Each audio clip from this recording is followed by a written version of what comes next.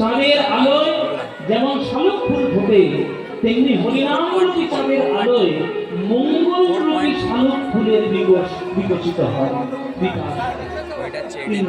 মানে হরিনাম শুনলে মঙ্গল হয়েছিল। 4 নম্বর লাভ, বিদ্যাবধূ জীবনম।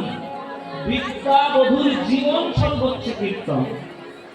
কীর্তন শুনলে, প্রকৃত কীর্তন শুনলে জগতের প্রকৃত বিদ্যা লাভ করা যায়।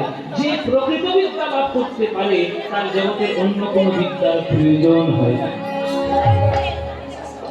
এই দেখো একদিন আজকে মাধ্যমিক ছিল, মাধ্যমিক পরীক্ষা চলছে, কিছুদিন পর থেকে হচ্ছে মাধ্যমিক হবে। এই যে মাধ্যমিক উচ্চ মাধ্যমিকের ছেলেরা যদি এখানে কীর্তন শুনে, সারা কীর্তন শুনে গিয়ে পরের দিন পরীক্ষা দিতে যায়, জীবনে পাস করবে? জীবনে পাস করবে না। তাহলে এই কথাটা বলা আমার মূর্খতা যে বিদ্যাবদ্ধ জীবন, বিদ্যাবদ্ধের জীবন স্বরূপ। হ্যাঁ কথায় সব উল্টো পাল্টা বলছে। আমার ছেলেটা মাধ্যমিক পরীক্ষা দিচ্ছে, তোমার কীর্তন শুনলে পাস করবে?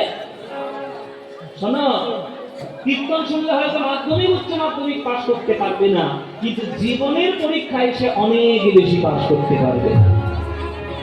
আপনারা বিচার করে বলুন বাবা, রামকৃষ্ণ ঠাকুরের কটা ডিগ্রি ছিল?